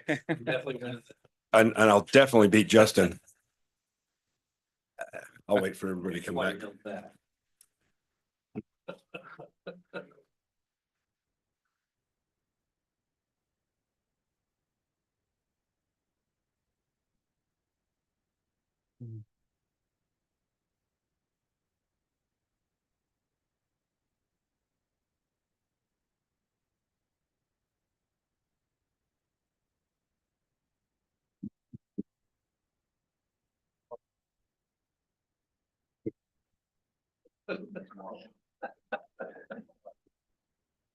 Definitely some cheap seats there. Yeah.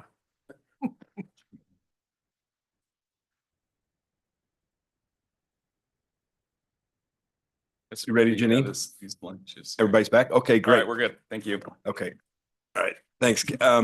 First of all, an update on the major fire we had recently.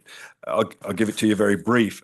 Can't talk about any status of the investigation, obviously, from the fire perspective and obviously not the police perspective. But if you do want to hear an in-depth discussion about it, Jake and I did a podcast on Saturday with Senator Johnson on his podcast called Politic. And you're more than welcome to listen in. It's got an overview of some of the things that went on that we could talk about and explain how a fire investigation and the teamwork and the collaboration, how our fire investigative folks work with ATF and then work with the police department cohesively for the number one goal of trying to determine origin and cause. And then if it involved human behavior, then pursuing that through law enforcement. And that was done.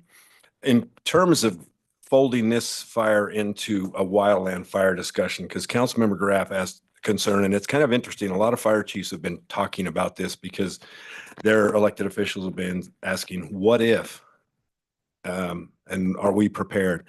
What I can tell you is, just as an example of the way a fire behaves, this fire that we had this last weekend developed so much heat and so much fuel being consumed at one time that what happens is you can have what they call an ember storm. And we had an ember storm. We had spot fires occurring on the Boyles IRS building. The old Boyles building was converted. We had spot fires down around the Union Station. Those spot fires are created from the burning embers traveling. I can tell you that one of our battalion chiefs shared with us a picture of 5 or 6 embers larger than a quarter in size and in a full circle that were found on the lawn of Station 4, 730 West 24th Street. That's 1.5 miles away as the crow flies. And so now let's talk about wildland fires. The number one cause of additional properties being damaged by wildland fires is from these ember storms. There's 3 ways that fires are transferred from one item to the other. Direct impingement, flame impingement, that's pretty obvious and straightforward. Radiant heat. If you look at the school, it sustained roughly $850,000 in damage. It didn't burn it, but it's significant damage. The radiant heat was so hot that it broke the outside pane of the windows on the east side of Da Vinci. It broke 2 of the windows on our ladder truck because of the increased heat that truck was exposed to. The 3 major fires we had under construction did damage to our fire vehicles. They melted all kinds of plastic housings on the units that we'd have to replace. It damaged adjacent properties. Just talk to Hertz car sales and how many cars they lost because of the radiant heat. So the radiant heat, the direct flame impingement, but the biggest one is the ember storms that occur. So you could be fighting a fire and 2 blocks away, another fire starts. Now let's introduce Mother Nature with wind. And I can't give you any kind of guarantee that we will be able to stop a firestorm the way it occurred in California. Everything was tinder dry. They had windstorms, 50, 60, 70 miles an hour. You burn that much fuel at any given time and allow it to travel to many different places. Now I very much appreciate Justin mentioning water systems. If we opened every hydrant in the city, we would have problems with water too. It's still got X amount of capacity. So if we have 2 or 3 fires at once throughout the city, we probably can handle that and the water system will probably handle that. But if we had every hydrant open at once, and that's one of the things that they don't want to talk about California. When you see a fire and there's no water, you've got to look at the history of really what's going on and do the research to find out. It's not incompetent firefighters. It's not things like that. When you see that happen, it's typically there's a logical reason and explanation for that. There was just simply not enough water. There was not enough firefighters, not enough fire equipment in the state of California to deal with what they were dealing with, even if they were immediately available. Mother Nature was in charge, and it was going to determine the outcome of that particular event. Very catastrophic. What I can tell you is we have wonderful agreements with our partners here, automatic aid, mutual aid agreement. We get help from our neighboring departments on this fire and on any wildland fire. We had 4 fire departments here helping us on this fire department from our neighboring jurisdictions. We have the ability to have the state interact with us. We have what we call a cooperative agreement where we participate in a match requirement based on our historical fires we've had in the area, in the wildland interface area. And we typically are able to do that match requirement through mitigation efforts, through our ability to respond to wildland fires. And so it's an in-kind match. And what basically brings all of the firefighting workforce, whether it's federal, state, or local, together, fighting the fire, and there's not a major consequence of financial situations. We still do have on record a couple of fires where they tried billing us for their costs of providing services, and it became kind of a political challenge. And this new way we're doing business is a better way to operate. We're all on the same side of the street working together, so we can activate all kinds of resources. We love the fact that the Forest Service has extended a lease for air support services up with Mountain Green for another 3 years. They're about 1 year into that agreement. We're also and had been pursuing them to try to relocate them at the Ogden Airport. If you look at that in terms of having those type of assets in your backyard, now they're regional deployment for the state and Western United States, but having them right in our city would be valuable, especially if we had a major situation. We've had a couple wildland fires where the wind was actually blowing up the mountainside. And within less than 30 minutes, we had air resources here, and they were dropping water on the fire because sometimes that's the only way you can get water on the fire. Talked to Jay previous years, and actually we do have a couple of hydrants on water lines that are installed in the wildland area. They're not even on a road, and there's a hydrant up on the mountainside. So we asked them to look at that particular situation and put a water supply, because those mountainous areas are very difficult to get to. And they're difficult if you don't have vehicle access and you can't get resources up there. So it's very difficult to have an immediate initial attack in that wildland area. What we do have going for us is you look at our mountainsides and there's not as much vegetation as you might think. We don't have rolling hills like we do in California where they're spattered with homes and wildland growth and organic matter that touches from home to home and so forth. We have a lot of rock cliffs that'll stop the fire. But if we do have a wind condition, the worst one we've had in my history is the Uinta fire.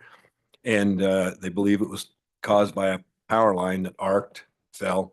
Some of the things the power companies are doing because of liability now is when they get a warning of a windstorm coming, they'll shut the power off.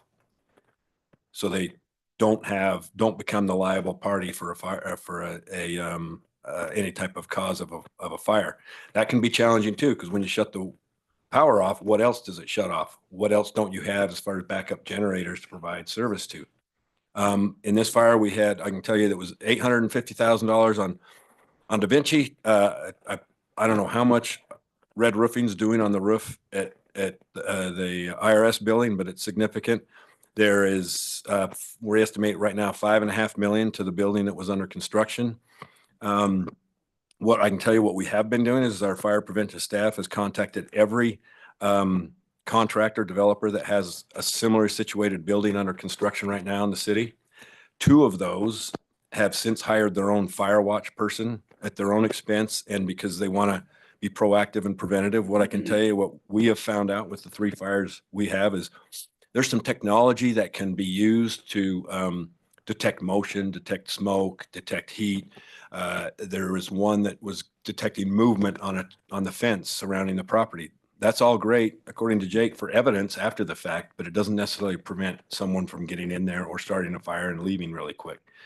And so rather than just being able to catch someone and charge them and work it through the legal system, we just don't want it to happen. So we've reached out, and this current developer is going to help us assemble some of the developers in the community. And rather than look at us taking a regulatory approach, saying we're going to require this, require that, we want to sit down with them and see if it's possible, if the insurance companies that are insuring them during construction will consider an offset of premium if they do provide a fire watch during the most vulnerable portion of this construction. Like if they're at 2 or 3 stories of framing all the way up until it gets sheetrocked, which kind of provides fire break and so forth. And look at, in the past, it used to be, let's just build the building when it's complete, give them a certificate of occupancy. Look at if there's a way we can augment what gets done in the building to try to protect it during the course of construction, not just make it safe when it's totally completed. And so that's the kind of thinking out of the box we want to do. Kevin's going to lead out on that, having these discussions with some of these contractors. So it's not a regulatory issue, it's a partnering issue. So instead of spending the money on some of these things that just provide evidence, let's spend money on things that provide prevention. And that's what our focus is we just don't want to have anybody getting in there, because all 3 of them, we can tell you that are human caused. We believe they're human caused. And we should do more to make sure those opportunities don't exist. So questions about wildland fire or anything to do with the fire? Thanks for taking the time to update us. Appreciate that very much. So the power lines that traverse our mountain range here, that's all Rocky Mountain Power. Do we communicate with them on a regular basis? Because I don't think this fire in California, the most recent one, was, I don't know how it was started, but some of them pointed to Pacific Power. Right. As the source. What kind of relationship around fire prevention do we have with Rocky Mountain Power and those? You mentioned shutting power down, but are they consistently inspected? Do we know what kind of condition? That, what I can tell you is we have a wonderful working relationship with them. When we do have a problem, for example, on this big fire, there was a high tension power line pole that was significantly damaged and was replaced within 2 or 3 hours and restored power to the area. Or we would have had many people would have been worried about being furnace not working. Do we have to shelter them? Do we have to activate a shelter because they freezing pipes because they can't run their heater? So we had concerns, and then they were really very quick to restore the power in the area, and only a few customers without within 12 hours. But in terms of them shutting off power in advance of a significant windstorm, when the windstorm's occurring, that's really a policy decision that they would make. We wouldn't necessarily go to them and say, will you shut the power down? They know their infrastructure better than we do. So we've never approached that to say, would you do that? And we're asking you to do that. It's really a risk management effort on their part to determine if they're going to do that. So I'm not sure what their policy is on that. I've never heard them say they have a policy on it, but I'm hearing that, for example, in California, they started to do that. They've done that. So I don't know if that's traveling through all the power companies and saying this is something you should do to mitigate your risk. Wait till the windstorm passes and then turn your power off. Can they isolate it just to the areas that would cause significant problems, wildland fire? I don't Yeah, believe they can. what I've observed too is up in the valley, on the west side of the reservoir, the road that goes to, the Valley Market, they've been mitigating fuel underneath those lines for the past 4 or 5 months. And I don't know that they do any of that along our. They do. They will do that. And matter of fact, we did have a fire that I was the first one on the scene. I just noticed it. It was up on Old Post Road 10, 12 years ago. And it was power lines with heavy brush and trees. So the power lines were moving along within the trees, and it arced and started the trees on fire. And that's where the fire started, and then moved to a house and lost a house. And so they will mitigate some of that, but they have a limited capacity. They will clean some of that out. But I think more importantly, what I want to mention about that is one of the grant programs that Kevin and Kevin Cottrell are working on. We've tried for 4 or 5 years is we want to create a chipping program. And what we mean by that is to secure some trucks and a chipper and hire seasonal employees that we would operate off of this grant. And we would send notices out to certain interface areas with homes that are in the interface area and explain to them what's important to help make their home more defensible. Providing a defensible space of up to 30 feet of any kind of burning matter in their home, replacing roof vents with ones that don't allow embers to get inside, looking at their screens, window screens, make sure they're complete and embers don't go in, just hardening their home, taking firewood and moving it away from the home. Those things that can just burn and everything that, like if you look at an ember storm and you look at your house and what's around it, what will easily catch on fire? And if we can help prevent that, we're going to try to do a chipping program where we would say to homeowners, council member, if you will clean away that organic material away from your home, bring it to the curb, we're going to come through for these 3 days of the week and we're going to chip it all and take it to green waste for you. Yeah, I think that's really awesome. Park City has a program like that. It's leaves and gutters, it's wood piled against a house, it's all kinds of things that add up to feeding embers that Right. land in an unfortunate place. And Kevin Brown kind of turned me onto that a little while ago, and it's like, oh yeah, that's real. And it was made so apparent in California.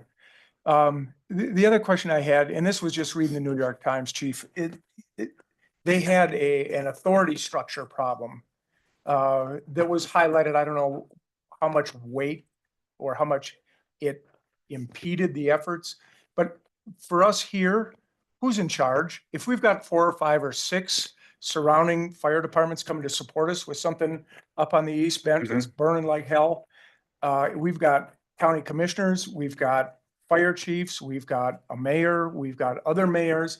Who's gonna be the person that is In charge. responsible and in charge? By law, we have to use the Model Incident Command System. Homeland Security requires us to have an incident command system that identifies who's in charge, who's going to develop the action plan. And as a local jurisdiction with other jurisdictions, local jurisdictions will be in charge of anything in Ogden City. Sometimes we'll create what we call a unified command, where a chief officer from Ogden, a chief officer from an adjacent jurisdiction, they'll create the unified command and they'll both be in charge collectively. They'll develop one incident action plan. They look at from a priority standpoint, life safety, incident stabilization, and property conservation. And that's how they make their strategic and their objectives in their incident action plan of how to approach what we're going to protect. For us, typically it's always the structures. If we have something in the interface, we will let it burn up the mountain and we will protect the structures. We'll let the state lands and forestry and the Forest Service come and take care of what's burning up the hill. Now, we know we don't want to scar the mountain, but we don't want to lose any homes or lives coming downward. So the way the cooperative agreement works, and this is one of the things that's important that they asked for, is that the state and feds asked for this, that if we activate them and the state and the feds come in under our cooperative agreement, that we will transition the command to them. And the reason being is not because necessarily they're going to make strategic decisions any better than we would make, but they're now controlling the assets that they would bring to the table and to determine whether they're going to use them, air resources and other resources that we don't have within our wherewithal to bring to the table. And so it was important for them to be able to say, we need to take command. We'll still use you. You'll still be involved. We'll still do structural protection, but they'll take care of the needs of the wildland fire that's in the areas where we don't have the ability to take care of. Thanks for all of that. That is really, I'm not surprised, but it's really nice to know that there's good planning. Yeah, we don't and have any communication competition through it. for that. Yeah, that's really outstanding. And while I've got the opportunity, we watched LA go up in flames. A few years ago, we watched Louisville, Colorado burn to the ground. In December. Hundreds and hundreds of homes. I'm just going to plant this here and now with all of this attention on fires and ask that we reconsider what we do with fireworks in this city around our 4th of July celebrations and our Pioneer Day celebrations as far as civilian use of fireworks. And it boggles my mind that common sense doesn't come into play. We say no fireworks above Harrison, and yet we sell fireworks all along Harrison. It's maddening and madness. And outside the billboard companies, the fireworks cartel owns this state. I don't know where they are, but there's a cartel and they're unbreakable. Yes, we fight firework bill issues every single year. Ever since aerials became legal, we have had issues with it. And we have to be careful because if we overregulate, we get our hands slapped and our regulatory authority snipped. So it's a delicate situation, but we're always looking at that. And there is a bill that's talking about restricting the sale of fireworks there, tents only, not stores. So this would affect a tent in Smith's parking lot on 12th and Harrison, but it wouldn't affect Smith because it's tents only from setting up in those particular areas. But now we have to define that our wildland interface area includes the west side of 12th Street, not just the east side. So there's challenges. Thanks for letting me vent. Yes. Chief, on the, back to the school, or the apartment next to the school, I know that you mentioned there was damage, and I think in your press conference mentioned the structure, the way it was built, was able to withstand a lot of that heat, which is good. That fire occurred on a Saturday, and what would have been different if those schools were full of kids, and how would have that been managed, and are there other additional concerns just based on that timing? Well, like I mentioned earlier, we have priorities we set on any and all incidences, and it's all based on life safety is our first interest. Property comes second and third. And so if we had those filled with kids, the majority of our workforce, firefighters, police officers, would be performing evacuation, not firefighting. So it just refocuses our effort to focus on the kids first, get them out the east and west sides of the buildings, get them away from the fire, and focus on that. One other thing I might mention is that this building was built correctly to code with fire resistive lumber on the framing members on the outside walls and the sheeting on the outside, which did help, not immensely, but did help. And it just gives you an indication of the concern we had on the building on 25th Street and how important, why important that was built right because of the vulnerability during the construction period. These things are extremely vulnerable. This is what keeps us awake at night when we see these that are wood framed and until they get protective measures in place. And that's the mindset we're trying to work with developers and contractors. Thank you. Councilmember Chaburka, did you have a question? I was just gonna second Dave's urging, also because of air quality, because we're always cleaning the fireworks up in the air when we have terrible air quality too. Yeah. And air quality is a compromised thing, especially in an inversion during the winter even.